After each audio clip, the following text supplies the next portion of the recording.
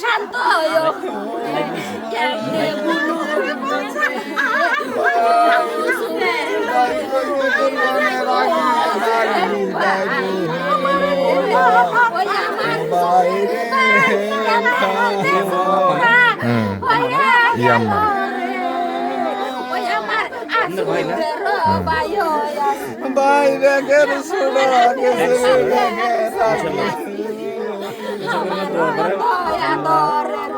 আল্লাহর কাছে বলেন, আল্লাহর কাছে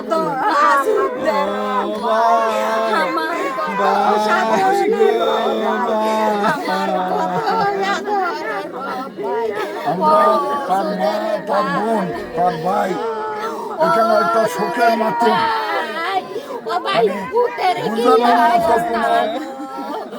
ধৈর্য ধারণ করার মতো কোনো অবস্থায় কেউ নাই।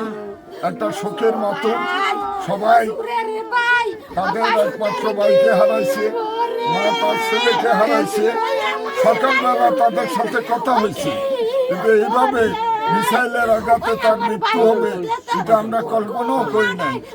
আমরা সরকারের কাছে অনুরোধ থাকবে, আমাদের প্রিয় নেতা প্রধানমন্ত্রী তারেক রহমান সহ প্রবাসী মন্ত্রী এবং পররাষ্ট্রমন্ত্রীর প্রতি অনুরোধ, অনতিবিলম্বে তার লাশটা যাতে তার পরিবারের কাছে নিয়ে আসে সেই ব্যবস্থা যাতে করে।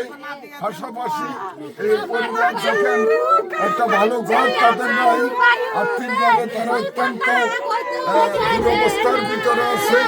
কাজেই পারিবারিকভাবে তাদেরকে যাতে সরকারের পক্ষ থেকে একটা সহযোগিতা করা হয় সেটা আমরা আশা করব। আমরা এই ঘটনার পর তার বাড়িতে এসেছি এবং সকলের সাথে এখানে তার আত্মীয় স্বজন অনেক পুরুষ মহিলা একত্রিত হয়েছে। সবাই কান্না, তাদেরকে সান্ত্বনা দেওয়ার মতো কোনো অবস্থা এই মুহূর্তে নাই। তাই আমি অনুরোধ করব আমাদের দলীয় সকল নেতা কর্মী এই পরিবারের পাশে থাকবে। পাশাপাশি রাষ্ট্রীয়ভাবে এই লাশ আনার ব্যবস্থা যত হয়। সন্দীপে পর্যন্ত 2 জন মৃত্যুবরণ করল, আজিমপুরে 1 জন, আজকে পৌরসভা 9 নম্বর ওয়ার্ডে 1 জন এবং 1 জন আহত হয়েছে। দাদা, পুরো বাংলাদেশে 3 জন মারা যায়, তার ভিতরে সন্দীপের 2 জন। সারা বাংলাদেশে 3 জন মারা গেছে, তার মধ্যে সন্দীপ দ্বীপ উপজেলা সন্দীপের 2 জন। আপনারা জানেন যে সন্দীপের প্রবাসীদের মাধ্যমে 13% রেমিটেন্স আমরা পাই। কাজেই সন্দীপের অনেক লোক আরবের বিভিন্ন দেশে তারা অবস্থান করে। এই পর্যন্ত 2 জন সন্দীপের লোক মারা গেছে, 1 জন আহত হয়েছে।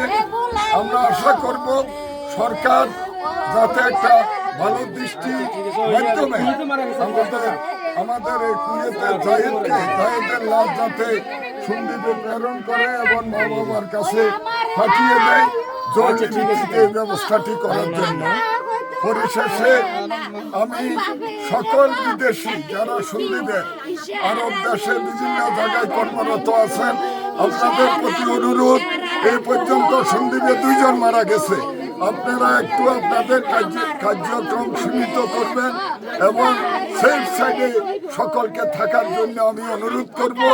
সবাই ভালো থাকবেন এবং বাংলাদেশে যারা প্রবাসে আছেন আপনারা নিরাপদ জায়গাতে থাকার জন্য আমি আবারও আপনাদেরকে অনুরোধ করছি।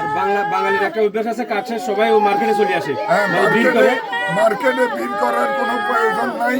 কাজ শেষ হইলে আপনারা আপনাদের বাসায় গিয়ে সেখানে অবস্থান দিবেন।